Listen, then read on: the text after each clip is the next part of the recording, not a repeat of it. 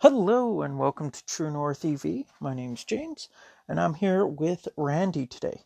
We're in this recording. We had a couple little technical glitches, cut out. Plus, our internet speeds are apparently a little different at points, and so there's a little bit talking over each other. But overall, very great conversation with him. So I hope you guys enjoy. Hello, Randy, and welcome to True North EV. How are you? Hey, that worked pretty well. Interesting technology we've come up with. How are you today?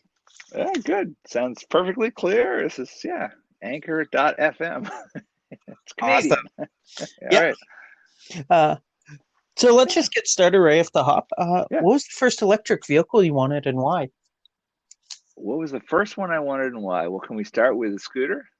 I Sure. ran into it was in a kayak shop, and this kayak shop guy had this electric scooter, and I thought it was really cute. And it was yeah I don't know how he got it, but he just was sitting there and he's like, yeah, I just came across that, $500. The battery's Nice. not great, but so I fixed it. I just replaced the cheap little marine batteries that were stuck in the base of it. Anyway, so I loved that thing. I raced around. I love bicycles, but this is my sort of it's pouring rain out, it's cold, it's nasty. I can put on all the clothes I want to, and I can still ride around. But No- anyway, so I started that about maybe 10 years ago. That was Okay. my $500 introduction to electric transportation. And then I was looking to buy a used Leaf, and I thought they were crazy expensive, and yeah, just maybe I didn't like the typical boy. I didn't like the shape and the design. It looked too weird. I don't know. And then my favorite magazine from when I was a kid, when I was in love with the Porsche 911, was Car and Driver, and they wrote Yep. this five best EV. It's like in 2014 or 2015, five best EVs if you can't afford a Tesla. Um, and it was 2014, I think, maybe 2015 is when that came out. And they looked at the Leaf, obviously, and the Fiat E500, the Mitsubishi Viev, and then what else did they have? Anyway, they had the Spark, and they loved the Spark. That was their favorite. So then it's like, where do I buy one? Oh, well, they don't sell them except for three places: California, Oregon, and Maryland. So couldn't buy one used, no chance. So I went down to Oregon and and loved it. And then I went back to Oregon 3 months later by train and drove it back, which was an Oh, adventure because it's just 500 kilometers and the range is 130. So but it was awesome. fun. The first time I was plugging in was the night after I bought the car. It's like 10 o'clock at night. I'm at a grocery store somewhere north of Portland. It didn't work. I'm like, okay, I don't know about this one. I think, I needed I don't know what it was. It wasn't ChargePoint. I had that. I figured out ChargePoint. One of the many ones I didn't have. I couldn't activate it. And then anyway, so it just went up from there. Anyway, I figured it out. We got back. Took a day and So a what half to kind of get back. range?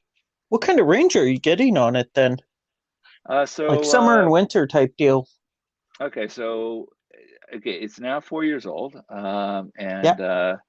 it started out with a range of 134. And guess what? Winter. Okay, winter. The guessometer tells me I get about 100.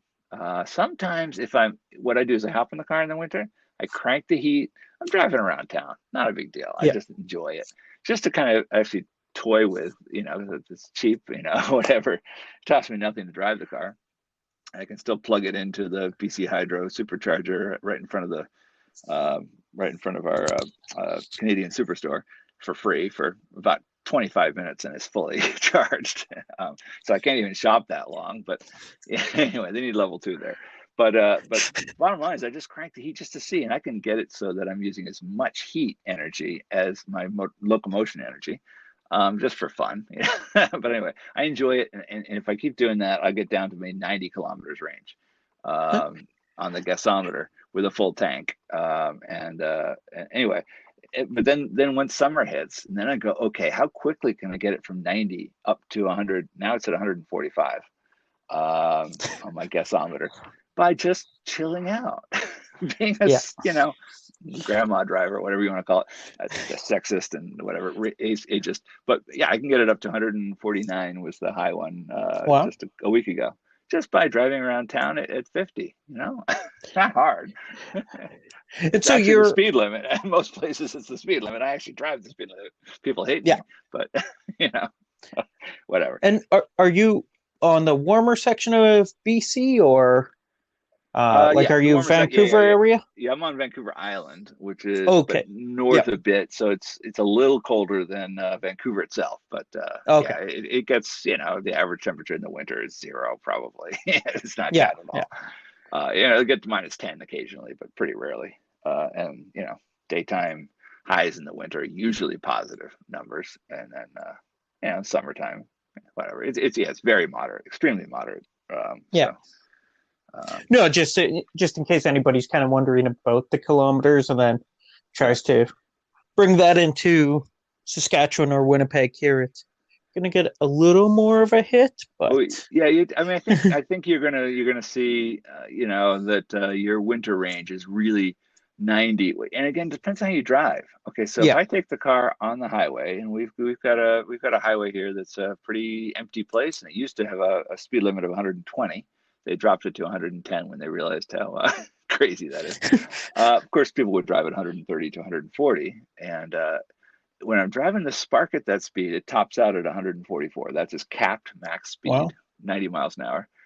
So it's 144. And that's its capped top speed. It can get there. That's pretty powerful. But yeah, I'm running, at best, I could go 60 or 70 kilometers at best. Not even, yeah, probably. Yeah, I mean, it's insane. But yeah, so in the winter, if you're calm and, use the seat heaters and don't go crazy, and you still need to have the windshield blower on because you'll fog up. yeah, But other than that, yeah, you'll still get 90. And for an around town car that's full every time I exactly, wake up in the morning, it's perfect. I mean, it yeah, really does matter though that you have a place to plug it in at night if you've got a low range car. Like I don't much care. I then later bought a Tesla used. And with that thing, like, yeah, I'll charge it eventually. I don't drive it around much during the week. It's more of my long distance car, but you just don't worry about it. It's like, hey, we can go wherever you want to go. You want a long trip? I'll bother to plug it in. But with a small car, having just a 120 outlet on the outside of your house somewhere, it makes it just so easy. And you don't need more than a 120 outlet. I decided I did rig up a 30 ampere just so I could charge the Tesla a little more efficiently. so But you currently have a Chevy Spark and a and, Model and, 3? no, I bought a 2014 Model S. Oh, It was the Model S, same sorry. same price. Yes, Yeah, same price as a Model 3, actually a little cheaper for a better car. quite a I bit mean, bigger of well, a car. Yeah, it's a bigger car. I don't want to say it's better because I love the Model 3. It's light years ahead of the Model S. Light years. I bought a yeah. Model 3 for my son. he's Yeah, he's so friggin' lucky. Just was graduated from college. It's like you're starting electric, and I know you don't, you don't want the Spark. He hated the Spark because it's little, it's dinky, it's ugly, it's I don't know, not what a little boy wants. But anyway, the Model 3 is just yeah, way better car. I mean, it's just 4 years Yeah, better technology, but yeah. phenomenally more efficient. It's about 30%, 25% more efficient. I did a long distance trip from here to Denver, Colorado, and back, 4,800 kilometers, and I did it in parallel with a Model 3. We're going to a volleyball competition that my son was in, and yeah. Anyway, so two of us, two people in each car, driving round trip to Denver and back. He used 22% less energy than I did. We measured it everywhere. Well, the Which car tells you. doesn't seem that much in a way if you compare even the sizes of the vehicle. Well, That, okay, his car was 500 pounds less of total weight. The gross vehicle, not yeah, not the gross vehicle weight, but the actual vehicle weight. 500 yeah, pounds less battery essentially. So he had the mid-range Model 3 that they made it for a short time and sold it in Canada. Yeah. So he's got a 68 kilowatt hour battery to my 85, but his range was longer by about 15 kilometers. He got better range than I did uh, with my 85 to his 60, 67, 68, somewhere in that range is what Yeah. the mid range was. Anyway, tiny bit bigger than the what they call the SR plus, the standard range plus. But anyway, he still has a tiny bit more range than I do. His car's Yeah. now 2 years old, or year and a half old. But anyway, yeah, but he's got that's it's still 25% improvement for that's pretty amazing. A slightly slipperier car. It's got a little better Yeah. aerodynamic coefficient of drag, and yeah, it's just because it's lighter and it's the permanent magnet motor that makes a big difference. About 10%. The wheels are helpful, but 5% of that might be the wheels. Um, Yeah. but anyway, yeah, that's a phenomenal technology. I still like the S because you can put so much stuff into it, and it's just amazing. And it's a better cruising car, but it's not a driver's car. It's not a car I'd take to a track. Let's put it that way. It's just too lumbering, too Yeah. friggin' heavy. I used to race BMWs on a track, and yeah, it's a different world. But it's I'm old, so it fits me. Whatever. It works for just driving around the island or whatever, right? Like, Anywhere. I'm yeah. going to drive it across. It's been across Canada twice already. I'm going to go across at some point. Yeah, and now that I got Chargers all the way across, I was with the team that drove the Model 3 Performance across. I was not with them when they left. Right before they left, we had dinner together.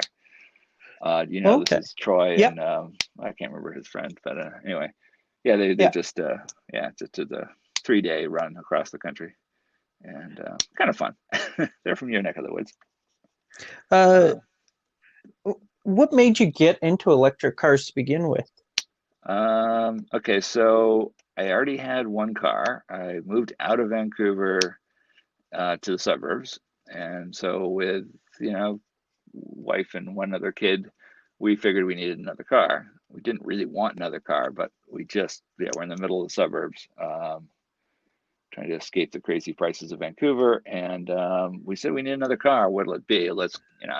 When I bought my Subaru Forester 10 years ago, I was trying to get a hybrid, but they just didn't make sense at all. Yeah. There was a Ford Escape hybrid that claimed 50 miles a gallon or whatever. It's a joke. I mean, they were lying. Anyway, so that just didn't make sense. So I had a pretty efficient little Subaru Forester, not a little car, but Yeah. it was great. It's great, and I wanted something more efficient even, and we just figured let's have our second car be the around town car. Perfect. I mean, for the lower mainland of BC, where the farthest you can drive is maybe 60 kilometers, a range of 120, 130 worked Yeah. beautifully. And I hypermiled down all the local highways, the small highways, just to have fun, and pickup trucks piling up behind me. My wife's pissed off, but I'm having fun, just going a long way for a penny a Uh, kilometer. I mean, yeah. 2 cents a kilometer with tire wear. I mean, 2 cents a kilometer. I don't know if you remember Uh, this goes way back. There was an ad, a Volkswagen ad, shot in Boston, I think, and it was like sort of the Minuteman. It was Paul Revere's ride in a Volkswagen Bug, and it was in the '70s, early '70s.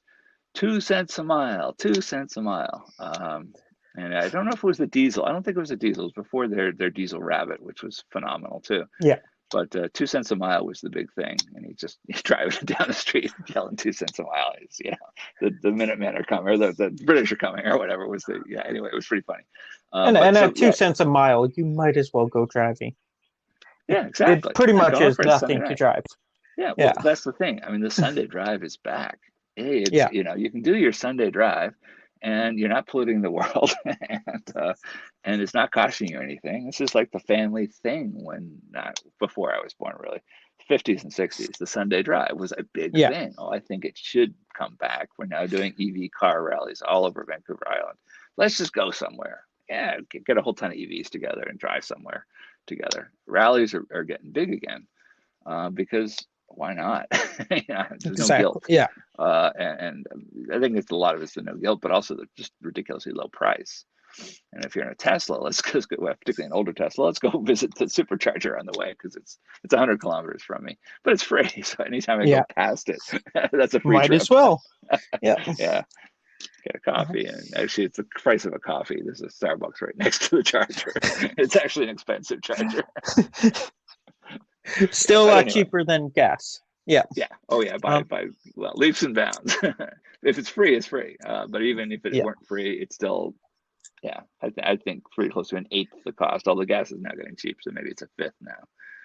But yeah, it's amazing, totally amazing. Except gas kind of moves up and down, where Yeah, with the electricity, we don't really vary that greatly. Um, yeah, it's stuck by the Utilities Commission, yeah. and the politicians who don't dare raise it because they'll get voted out. It's like first Well, the and you're Utilities like, Commission has to say yes, and then the politicians have to take the brunt of it. So yeah, and you guys in BC are a lot like Manitoba, where it's a very green yeah, power grid system, also. So yeah, it just adds to the environmental side of it. yeah, Um, Now, yeah.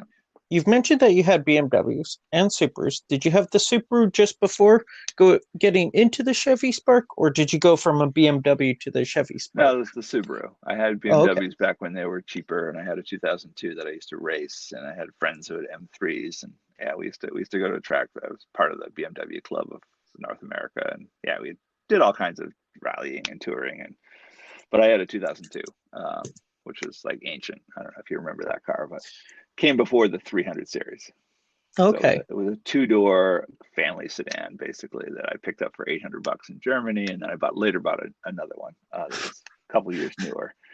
First car I bought was a 1971. I bought it in 1985, and the second one was a 1975, and I bought that in 1990.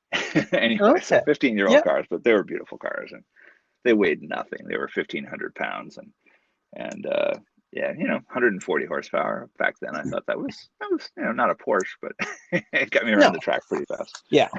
So Have you tried taking either the 3 or the Chevy Spark? I know the S is quite the heavy vehicle, not really track worthy at all, but have you the Spark or the 3 gone to the track yet? no, I haven't.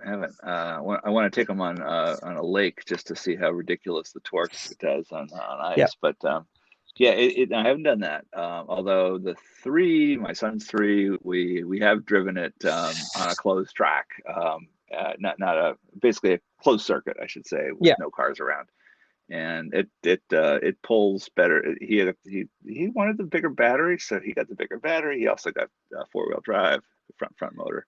The thing pulls just unbelievably well. It corners just beautifully. The threes, the S is just lumbering in comparison. But if you take the S100 D, the P100D S version is faster in a straight line. Yeah. I still think the three probably could beat it on a tight track. I used to race on a 2 mile track in the US with the BMW club. It was tight enough that my BMW through 2002 with a 143 horsepower, I put in side draft Weber carburetors and, probably had as much as 160 horsepower.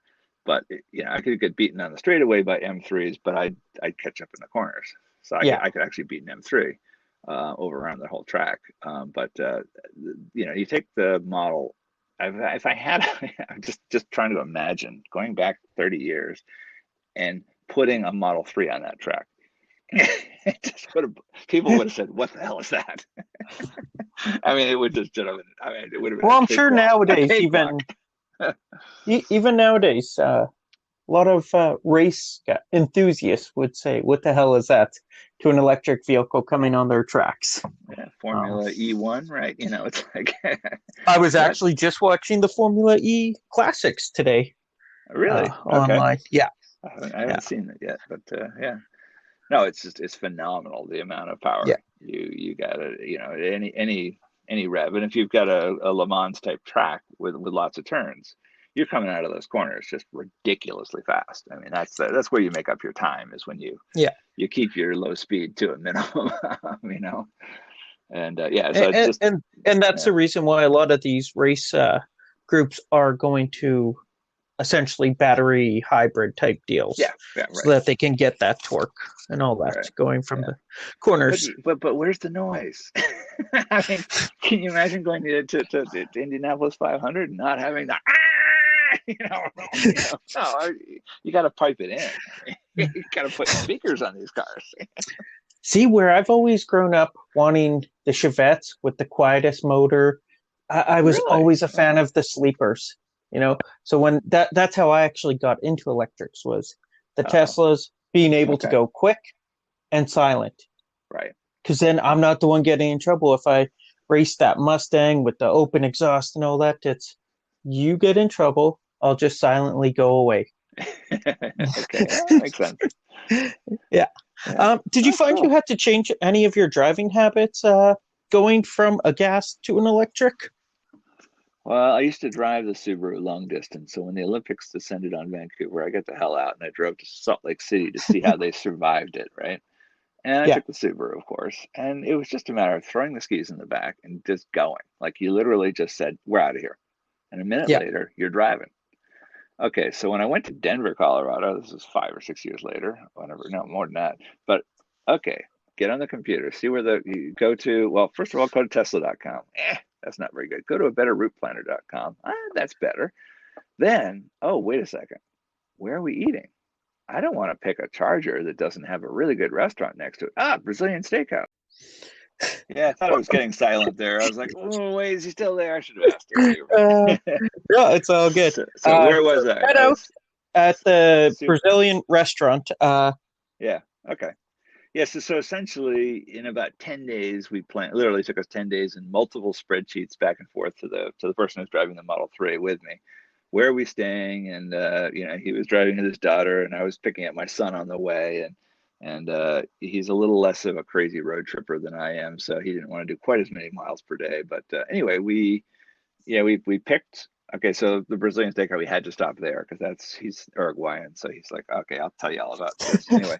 So we had to stop there because it was literally 50 meters from those chargers. I mean, it's no brainer.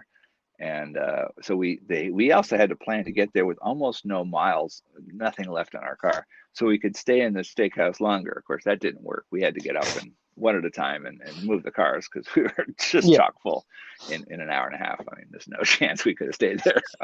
Anyway, being respectful that nobody else was. This is Wyoming somewhere, so there's nobody else there, but still, just didn't want to leave it on the charger. This is actually before they were charging you for leaving yourself plugged in. But anyway, just be respectful. But so we'd find these places we had to go, and then we'd plan the stops, intermediate stops that we had to do to charge, and then we'd modulate our speed based on sometimes the speed limits, but more likely how fast can we go to do this distance. If it's a long distance, we're driving slower. Yeah, we're doing this at yeah. 60 miles an hour. We're doing, it's in Wyoming. Could have gone 80, but whatever. So we just basically, and then we looked at the elevation. A Better Route Planner did the elevation calculations for us for energy loss. And so, yeah, we got really good at figuring out exactly how far we could go. And the Google says that route takes 22 hours of driving. I think we probably only drove for about a half an hour longer than that, but we had our stops were a little bit longer, but for the most part, our stops were to eat, so Yeah. we didn't notice. It's But you stops you would have have to made either plan. way. Yeah. Well, you have to plan to do it because in a gas car, you just go, oh, we're almost out. Stop. Get back in. Okay, where do we want to Yeah. eat? And you could drive another mile, and then you go eat there. You don't care, and you know I don't like that motel. Let's keep going. Oh, I don't like that motel. Let's keep going. You just don't really think about it, and it's a very different form of road trip. Around town, I was going to jump back in. Around town, you wake up, you got a full tank every morning. So Yeah. if you can plug it at home, so you just never have to think about like what's a gas station, right? And that's kind of neat because invariably you put off filling up and eventually, oh, we're late for dinner. I have to get gas. Pain in the ass. Yeah. So It's an extra that I don't chore. miss that. Yeah, I don't Yeah. miss that. Yeah, but it No. does matter that you can charge at home. That makes a huge difference, and I think that we're active with the local government trying to encourage builders to just get outlets in all the new condos Yes. that are going up. Get outlets at least to 120, and it does matter where you are. we've had long discussions with the Vancouver Electric Vehicle Association, and I don't know if you're in connection with any of the other. Yeah, I'm actually a part of the Manitoba Electric Vehicle Association. Okay, yeah. Yeah, So yeah, we've got lots of different opinions about whether the provinces should step in and amend the building code uh, so that it's required to have chargers at every parking um, uh, space in their developments, or whether we go through zoning, which is municipal, and that's a lot harder because there's a lot more municipalities than there are yeah, provinces. And Victoria Electric Vehicle Club has got one approach. They like the zoning approach. Viva, I'm a member of both actually. The Vancouver Electric Vehicle Association is much more in line with the zoning. In line with the building permit approach to it. yeah, The bottom line is you talk to your local, uh, governments, and ultimately they're going to have the most say on it. And as long as it's a solution that kind of works for builders and works for the location. For instance, here in Courtenay, where I live, nobody is driving much more than say 100 kilometers a day. That's a trip down to Nanaimo and back, or to Campbell River. So basically, in overnight, you can charge enough with a 120, 16 amp 120, 20 amp circuit. You're really, even in a Tesla, which uses a hell of a lot more miles, uses a little more power per kilometer yeah. than a Spark does. You can do it, so that works. The flip side is you go to suburban Vancouver. People that are commuting into Vancouver from Chilliwack are burning through 200 kilometers a day. They're not gonna, unless they have charging at work, they're not gonna make it on a 120. So if you buy a condo in Chilliwack and you want an electric car, you want a level two. It just doesn't make sense because you're traveling in the outer suburbs. You're anywhere you go is going to be farther than the Spark really wants to go. Yeah. So you're probably, and if you do have a Spark, you're going to have to recharge just about everywhere as you go. So you want level twos everywhere that you can stop at, and a level two at home. So that's a different set of rules for a different geographic zone.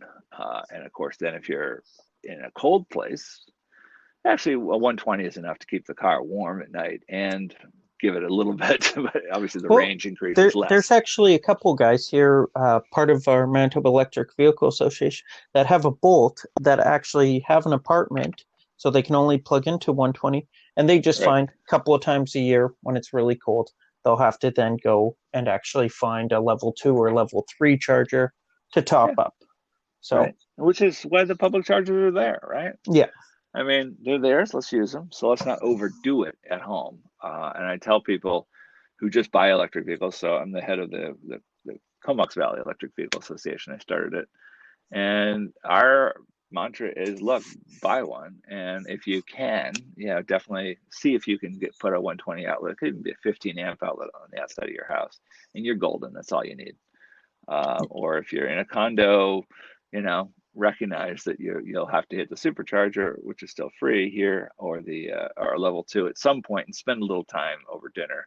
Uh, with plugged into a level two, and then you're good for yeah. the week. If you're only driving 10, 20 kilometers a day, you're all good. So Well, I would think on the island there would be a lot of parks and trails and all that. Do those have like a level 2 spot anywhere? I would say absolutely none. No, I don't No? know of any. Okay. I don't know of any. That's a great Yeah. idea. There are roadside rest areas in the U.S. that have level two chargers. So if you're staying overnight or something like that, you're Yeah. crashing your car, that's great. Or if yeah, because for a pit stop, it doesn't make sense to plug into level two. Well, just because we But have like a park here, and so Assiniboine Park, we have Fort White Nature Conservancy area. They both have okay, level 2s and Tesla chargers at the Fort White Center to that's actually really do nice. that. Yeah, Yeah. that's really nice. So I think Yeah, with Victoria Island being a lot farther ahead than we are, that there'd be yeah, a lot you'd think more. so. Yeah, yeah, we're the home of Elizabeth May, so you'd think it would happen. But yeah, that would make, well, except many of the parks are pretty remote. There probably isn't power. to Oh, those okay. parking lots. That's the problem. We're so well. I mean, it's not like your area is not remote too, but they just don't where they don't have power. It'd be expensive to run a line Yeah. in. It's not actually a lot of power, but the power line itself is Yeah. expensive to Starts run adding a up. great Yeah. distance. Yeah. But Um, they haven't, yeah, they haven't done that. No, that's actually great because you're going for a hike. You're out for 2 hours, 3 hours. That yeah. really makes a difference. Yeah, that, that's good. So, what would probably be the longest trip you've taken in any of the EVs? The longest trip so far was the Denver trip, 4,800 kilometers in the Model S. And The so that was longest trip, all supercharging then? supercharging the whole way. Yeah, it's Okay. free, so of course I was going to do Yeah. that. Actually, that's not totally true. We stayed at hotels. We had this was a 3 night trip, so we were at a hotel every night, and we set the car up to charge to 95% or something like that. We'd just be a little anal about the 100% kind of rule to stay away from.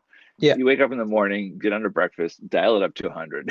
And by the time you get out to the car, it's just at 100. Anyway, um, so that so that I'd say probably a third of our power came from free charging at the hotels we stayed at. Um, and and when we stayed in Denver, we were staying with a friend and we charged at his house, but he got a kick out of that. I gave him like $6 for all the charging we did at his house. He was like, "Wait, you don't need to give me anything. Forget it."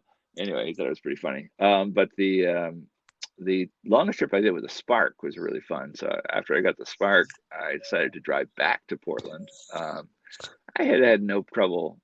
We bought the car in the afternoon and had dinner with a friend of mine in Portland, and then left at about I don't know 8 o'clock at night. Drove up to stop at a hotel, sort of in the middle of an area where there's almost no charges except for a level two, and that worked out perfectly. We just barely got to that one, and then uh, by the time 4 o'clock in the morning, he's fully charged. Level two, about 4 or 5 hours at most with the Spark at level two. Well, And then it's a slow level two though. yeah. Spark is a 3.3. So then the next day we drove to one supercharger. Yeah, it was just one stop at another supercharger, and we got all the way back to Bellingham, and then stayed overnight there, and the next day to Vancouver. So it was actually a 3 day trip, but I went with a person who was from Bellingham. But the next time I did, I said to the friend of mine who later bought a Model 3, I said, let's take the Spark down to Portland. We can do it. Well, anyway, I figured out. So there's two superchargers that are perfectly positioned almost. One of them is just a single charger, though, so you have to get lucky to get there. We luckily got there; nobody was there. And then the other one was at the Tacoma Mall, and there was three of them, so that's easier to arrive and just plug in. But then there was still this dark zone where there wasn't a supercharger. We had to use a level two. We ended up spending 4 hours at a Wendy's in Centralia, Washington, just eating burgers because we had to eat something, and we can't just sit here. I mean, we're enjoying our, whatever. We just had to eat a lot of burgers because we felt bad taking up the space, but whatever. Anyway, so that got us there, but it was 13 hours for 500 kilometers. In a gas car, that's 7. It's just nearly double the amount of time to get Yeah. there. And it got worse. It was more expensive than gas because the American chargers, particularly superchargers, weren't free. And almost all the level twos we used were also Blink or ChargePoint, and they were whatever 25 cents a kilowatt hour. Yeah. Um, and so yeah, it was about $120 of power or something like that for that trip, and the gas would have been 90 or 80 or something. Yeah. I mean, it was just totally wrong, but we just were doing it for the hell of it. Anyway, Now, does the but totally Chevy painful. does the Yeah, does the Spark have a CCS or CHAdeMO plug or? yeah, it does. Yeah, it's got Oh, okay. CCS. Yeah, Okay.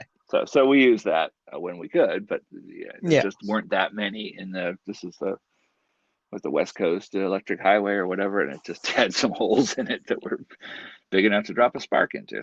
Yeah. Yeah, so Now, yeah. out of the Spark and the Model S, what would you say is the worst feature or item in them? Okay, that's kind of tough. Okay, so let's start with a Spark. The worst thing, well, my wife would say, it doesn't go far enough. she's the range anxiety person. Her glass is half empty. My attitude is, yeah, but we can stop at this place and sit and have a coffee. Anyway, Yeah. um, and yeah, that's yeah. I'm trying to think. I mean, it uses almost no power to get around compared to the Tesla. Literally 40% more efficient. It's a light car. It's 3,000 pounds versus 4,500. And it's you know, what's not to like about it? It parks easily. It's 12 feet long. It's tiny. People love it because we got the bright green color. So it's like leaf green color. So it's a good color, easy to spot. I can't think of anything I don't like about it. I'd never sell it, even though I got another electric car I could use all the time. Yeah, it's the Spark is just awesome.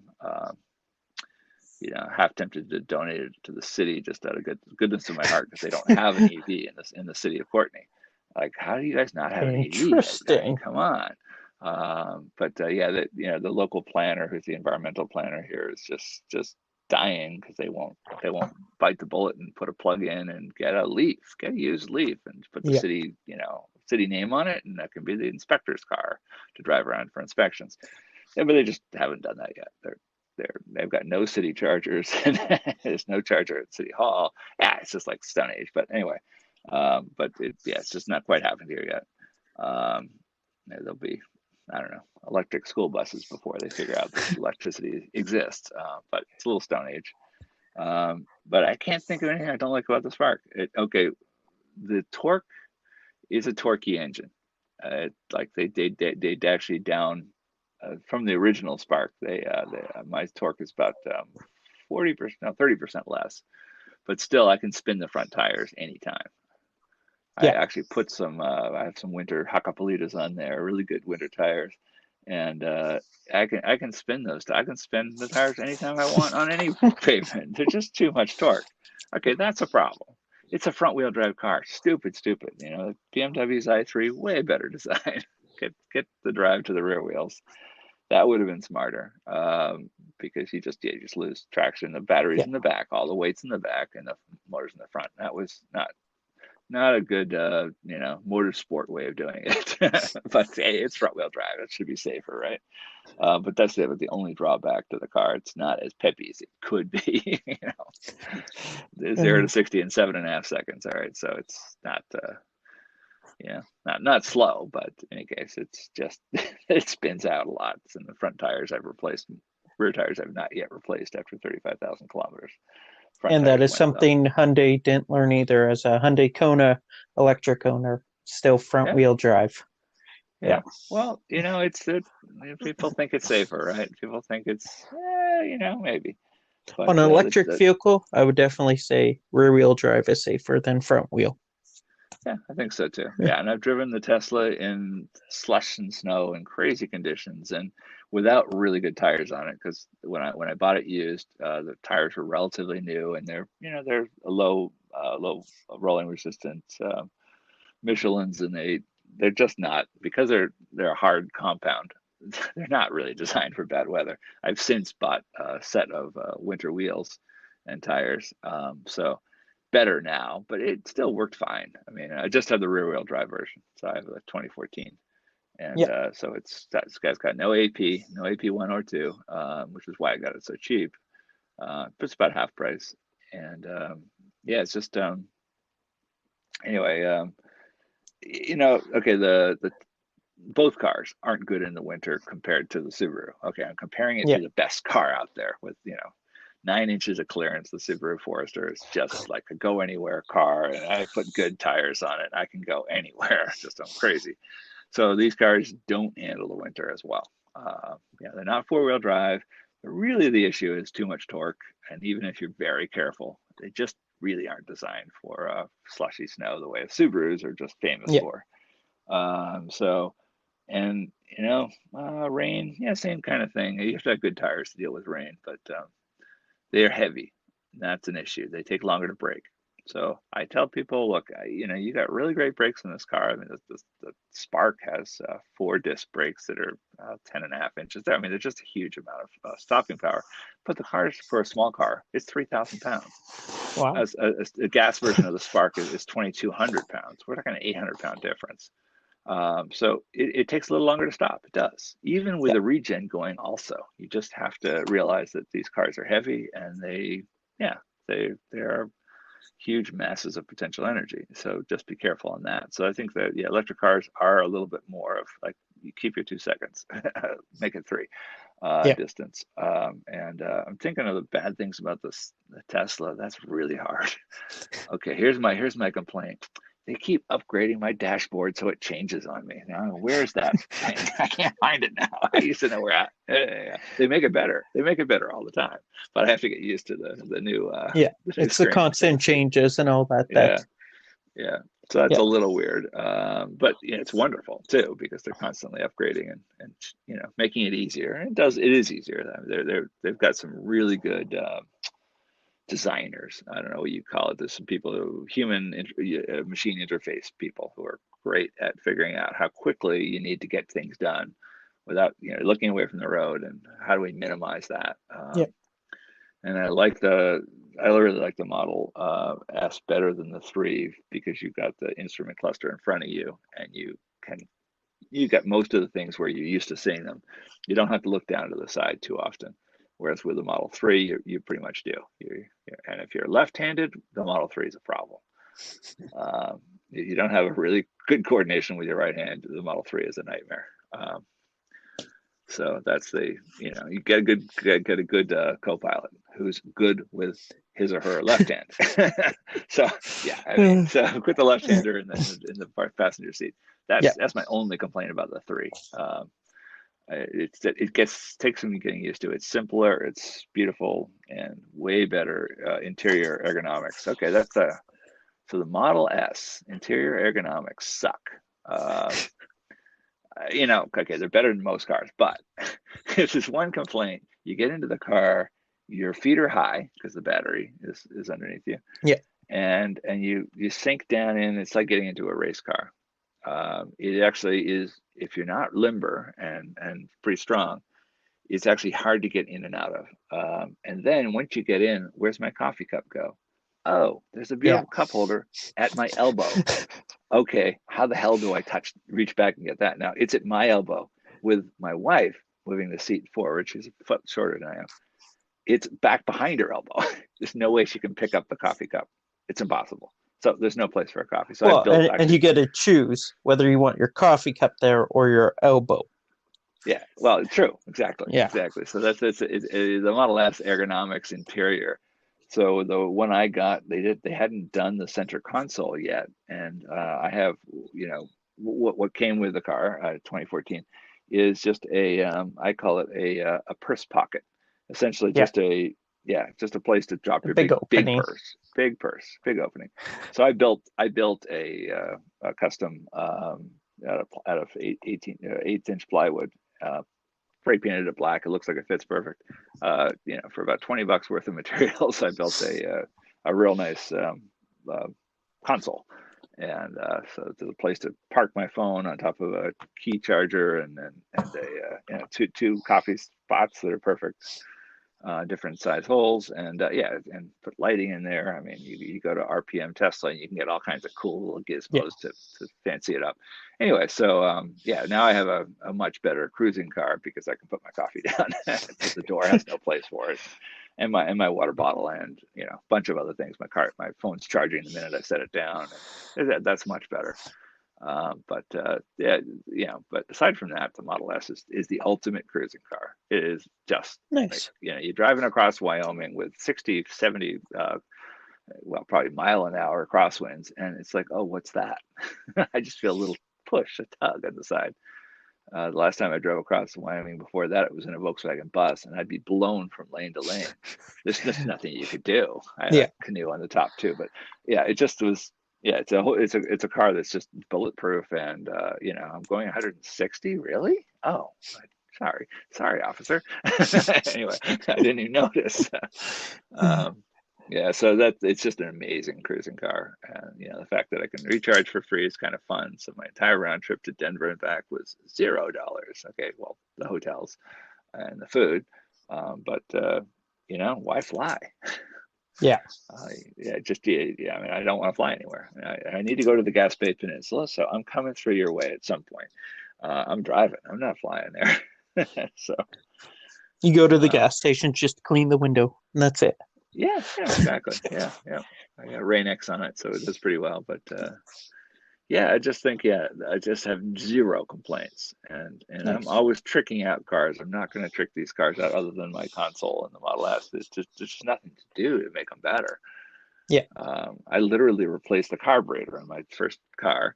I mean, I had two different carburetors, and I would rejet them every spring and fall because you get Yeah. different Airfill temperatures and mixtures. yeah, you just have to. And I would go to the track. I'd put different jets in for the track. I mean, I spent a lot of time under and on that car with electric cars.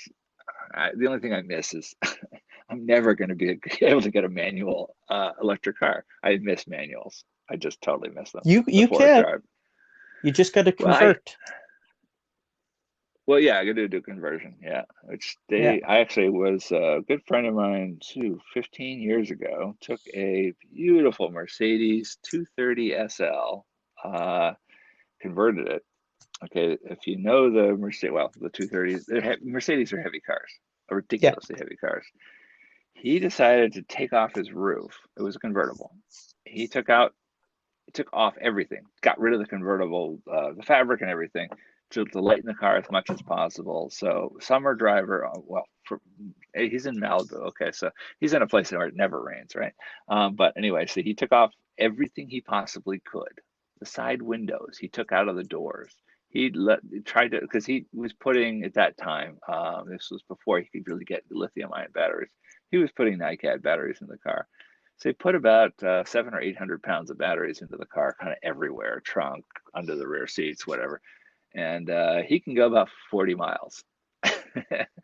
No regenerative braking because you can't retrofit Yeah. that in. It was just too hard. But he's got one of the first EVs in Malibu. It's a beautiful Nice. 230 SL, but yeah, 40 miles. That's his range. Just getting out of his driveway. He lives on the beach, going up to the highway, going up to Route 1.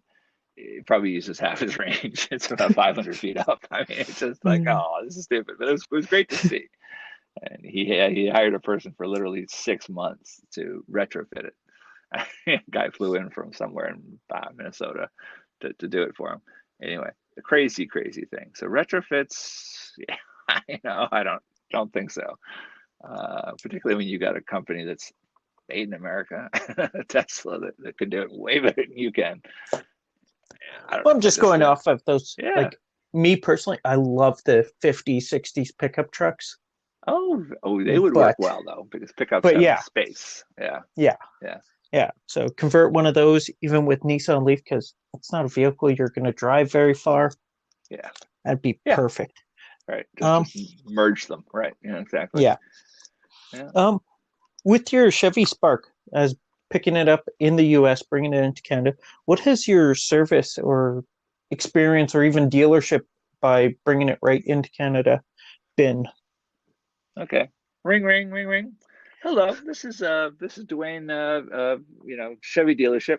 Would you like to come in for your free oil change every 3 months for 4 years? Yeah. And I You try to haven't taken explain to them them. up on the free oil change yet? Yeah, exactly. It's like, okay, I'll bring in my Subaru. I'll bring in the Subaru and pretend it's a Spark. Yeah, just it's the SAP system that GM uses. It's the fact that dealers don't have a clue and don't want to have a clue. And the person they hire to make those phone calls doesn't do cars, doesn't even know Yeah, what a gas engine is. I mean, anyway, so it just, it tells you something about GM. They make beautiful cars. The EVA1 was phenomenal in its day. I mean, yeah, slippery as hell. That thing had an incredible aerodynamic drag coefficient. But and I have the license plate EV2 on my Spark. I vanity plated it. And of course, what do? They canceled the Spark right after I did that. Actually, I bought the Spark before I knew the Bolt was coming. I might have waited, although I got a pretty good deal on it, and I love it, and I prefer it over the Bolt in some ways. I mean, for a small local car, um, it just fits four people, but yeah, it totally works. But I yeah. definitely like it. But yeah, oh God, no. Okay, so I got the Spark, drove it up, had to cross the border and deal with all that stuff. Took me a couple months to figure that out, how to import a car into Canada. But I figured it's a GM. I mean, come on, it's half made in Canada, right? Or GM's huge in Canada. They shouldn't have any problem. And they didn't at all. And until I realized quietly, and I didn't say any word, if you look at the VIN number on a car, the first letter tells you where it's made. Didn't know if you knew that, It's but made in anyway. Mexico. Yep. I No, it's not actually used made to in work at a Mexico. dealership. Okay, it's Korea. K. It Yeah. starts with a K. It's made in Oh, it Korea. is So Korean. so the so the Okay. the bolts and a lot of the bolts and all Oh, the so sparks are it's made an in Korea. LG made. Yeah, exactly. It's an LG battery. So anyway, so I was like, oh shoot, it's a Korean car, but they didn't care. It's GM. Oh, it's GM. Fine. Yeah. No, just had to pay GST and then PST when I registered it. But so I had to pay the taxes. But of course, I bought it in Oregon where there are no taxes, so not an issue. So Yeah. I didn't have to claim it back or anything by exporting it. But then yeah, I got up to the dealership. So okay, in the first year, the infotainment system, the touchscreen, went black. Yep. So I brought it down to the dealer, and they're like, "Oh, we'll get a part for you." Oh, got the wrong part. Oh, and then So it you took brought them a it to a while. Canadian, Canadian yeah, yeah, GM they're dealership. no Okay. problem. Yeah, no problem at all. Yep. I was already with the Vancouver Electric Vehicle Association, so I knew the sales guy for. Okay. He drove a Volt, and anyway, and they were really great. But yeah, they could not figure out the parts. The SAP ordering system couldn't differentiate a Spark EV from a Spark gas. So they kept getting the wrong parts. Okay, so fair enough. They just can't deal with that. GM doesn't have dedicated model entry for the EV versus the Spark standard, and they're significantly different cars. I mean, significantly. The Yeah. body is about the body panels are the only, not even, no, the body panels are different too. It's a very different car. So, yeah, so lots of things going on there. And then, so they eventually got the part, and the sales guy is like, yeah, that was like a $1,200 part, a little screen. You're not paying for it, but just letting you know. It's crazy. Anyway, so whoever their supplier was ripping them off. Anyway, it's like a 20th the price of the car. Anyway, so then later, what else? Oh, then the ABS went out. My brakes just stopped working. My wife really didn't like that. It was the boost. The boost went, and then they replaced the ABS module and everything. They had it for like 2 weeks trying to figure out how to do that because, of course, the techs are not trained on EVs. You know, so they were trying to figure out where's the vacuum connector to the boost, right? Oh, there's no motor for a vacuum. Oh, we don't have a vacuum. Okay, we need a vacuum boost somewhere. Oh, I gotta get that part. So just nuts. I mean, it was just I'm making that up because I wasn't there, but I just knew they Yeah. were looking for where to connect the vacuum tube. And I just go, okay, right. So it took them a long time to fix that. And since then, those are the only two things wrong with the car. Haven't had to replace the muffler yet. I keep waiting for their call to get me to replace my muffler, but anyway, that hasn't You gotten know it's that going yet. to rust out with that ocean water. Yeah, yeah. What's going on here? Um, So it just nothing. I mean, nothing at all. The dealer hates me. I've had two warranty repairs, and I've spent no money there. Right. This is why the GM So dealers you don't hate even do EVs. battery inspections or anything? Because I know with the Yet to. Mitsubishi they do Hmm. a yearly battery inspection. Oh no, I'd never have done that. And yeah, I don't know if they looked at the battery. They wouldn't have known what to look at because they're clueless, right? Yeah. And yeah, so pretty worthless. But I've spent $0 on maintenance on this car. Those two things were covered by warranty. Yeah. I bought two new front tires. That's it. And I'm trying to think if I spent any. No, there's nothing else. No glass replacement. No, nothing. No, I spent nothing on the car in 4 years. Awesome. I have to say my Subaru was that good also, although eventually I had to get the rotors and the brake pads, and they insisted on changing my rotors. So the $1,400 later, the Subaru's got way better brakes or whatever, or back to square one brakes anyway. But yeah, I won't have that. My brake pads, I probably will change in another year or two just because they're getting hard. There's slightly less stopping power. But yeah, I don't, you know, I regen every time. I rarely hit the brakes, almost never do. Yeah. So anyway, Awesome. yeah, so yeah, that's incredible. And needless to say that the Tesla, which is a 2014, much older, it's now 6 years old. I spent nothing on that too. I do have to replace the windshield. I got a little crack on it. That's yeah, yeah. And so it just yeah, I can't complain at all. The Tesla. Oh no, I did do one thing for the Tesla. My one thing I hate about the Tesla that I love about the Model 3 is the Model 3 has mechanical door handles. You just press and they open, right? You don't need Yeah. anything. So one of my door handles Oh, only you has got the to stop first popping. gen. You What? got the first gen door handles there. Well, probably, but they pop out. They're the same, aren't they? Yeah. I mean, they pop out. No, but there was a retrofit kit that they've done because they were having issues with them. Oh, okay. Yeah. Didn't know about this. So I brought it in because it just wasn't popping out, so I couldn't get in. You can use that door. I could open it from the inside, but you know, I've had cars like that Yeah. in the past. But anyway, it's a little irritating on this thing. And so it was $60. I mean, it wasn't a lot of money, but that's the only thing I think I've had work done on the Tesla. Yeah, I mean, whatever that I've had to pay Awesome. for anyway. Yeah. Actually, that's the other thing that's interesting about the Tesla. They're still okay. We happen to have. We're very lucky. The Vancouver Electric Vehicle Association has a Detroit Electric. Now, I don't know if that rings a bell for you. Oh, nice. Anderson Motor Company, 1912. Okay, it was bought by a doctor in Toronto for his wife to drive Yeah. in 1912, and they were brilliant enough to spend the extra $1,000 on the Edison battery. All right, so it's a $3,000 Which car. This is a three which back thousand then dollar, is a which is lot of enough. You money. could build a house for that. You literally at that time. Okay, the house didn't have a kitchen because we didn't have kitchens back then. It had a couple, a simple house. Okay, interior plumbing we didn't have in 1912. So you could build a house for that price. So this is an expensive car, but it had the Edison battery, which was nickel oxygen, and basically a phenomenal nickel metal battery, and it lasted until 1955. The woman drove this car until 1955. By then, she's living in Victoria in retirement at the Victoria Empress Hotel. The car is kept in the basement next to its charger, which they rigged up for her, and she's living out her days at the Empress Hotel. And she died in, I think, 55 or somewhere around there. The car sort of goes up for oxygen. It's part of her estate, auction, part of her estate. And somebody picks it up in Victoria and sits on it for 30 years. And then somebody finds out at the Vancouver Electric Vehicles Association that exists, and they buy it, and they then restored it. By then, the Edison batteries were rusted out. They couldn't save them, although we're trying to get them made. We actually have a fabricator who can build the Edison batteries. Really tough, but and so we're trying to get those back to the original. Here's a car. I parked it.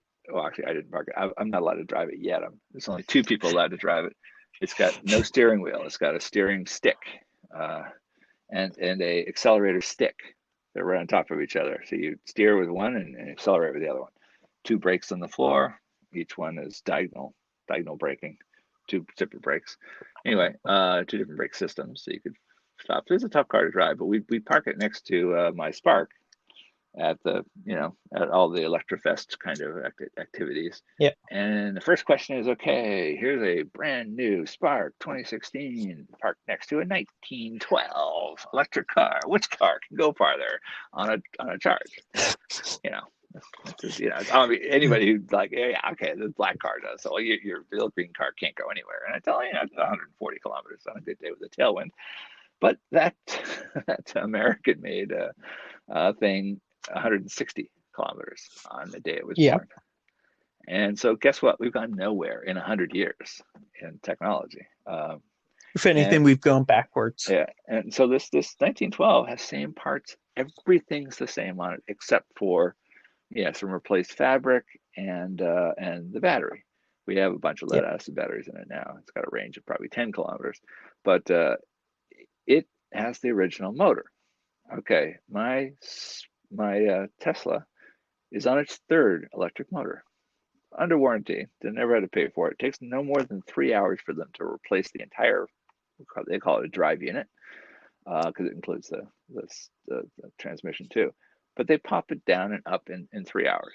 Hey, you ever seen someone rebuild a gas motor in 3 hours? Replace it entirely. Anyway, that's pretty incredible. But the Tesla, they're and it's a huge technical advantage they have. They actually know how to build good motors. Yeah. Hello? Hello? The Model S coil motor is Oh, there we are. now on the, I think, around the 10th or 11th version of it. They keep figuring, we did it wrong there. Let's fix it. And so I think I have the J now in my car. I started with a B or the C, and then intermediate engine. I'm guessing just random guess was an F or a G. So the previous owner had it replaced after he drove across Canada, and then so 2014 it was Yeah. replaced in 2017, and then 2018 maybe in 2017, and then I changed the motor again in 2019. Um, but yeah, but it was a warranty thing, so no problem. But Yep. yeah, the other thing is I have to say the Spark battery is as good as new, no question about it. After 4 years, yeah, I can get it to tell me, the gasometer that I've got 149 kilometers of range. I can't imagine I could have done better when I first had the car. So the battery is absolutely no issues, and I charge it up to 100% all the time because it's not really 100%. We know that. But the Yeah. Tesla, yeah, it's down 15, 10% almost. Yeah, somewhere in that range. A little harder to tell, Awesome. but it's a 6-year-old car, and it's also gone 180,000 kilometers. Yeah. So yeah. So I mean, I'm not worried. Again, it still goes 240 miles, so which is 400 kilometers. So I'm not complaining. But that Yeah. yeah, it begins to suffer, and you notice it a tiny bit. But yeah, so that's that. Yeah, Awesome. Well, yeah. we are getting quite a bit Oh, you over my said 30 30. minutes that I told you I was going to be. What are you doing this for? But anyway, so Vancouver Electric Oh, Vehicle there you go. Association is amazing, and then on the island, Vancouver Island, the the the oldest club I think is the Victoria Electric Vehicle Club, and they're being at the seat of government, really interested in government policy and have a lot of good ideas there. And then I started the Comox Valley Electric Vehicle Association because there wasn't one here. Since I started, there's a Mid Island Electric Vehicle Association in Nanaimo, and they're very active too. Lots of energy. So Wow. the more there are, the better. We're currently designing a new license plate for Yeah. BC for electric vehicles because Ontario has one and Quebec has one and half the Awesome. U.S. states have one. And so we're going to make a real pretty license plate that EV drivers can get, and we can drive on HOV lanes with that plate. They give us a sticker now. It also might be more useful for the police to enforce who's allowed to park at electric charging stations. If you don't have an EV plate or a sticker, you shouldn't be parking there because sometimes they can't figure out what's an electric car and what's not, and they're Yeah. becoming more normal looking, except for the Leaf. Um, so you can't blame the police for not being able to figure that out. So we think it'll be a great way to shout out to people that I'm driving an electric car and I get this cool plate because I'm driving an electric car. I have to pay $50 for it, but so anyway, so we're doing that, and that'll be a lot of fun. Um, yeah. So and all the electric vehicle Awesome. associations are pitching in and having their art program to help design this new plate. So we're crowdsourcing that.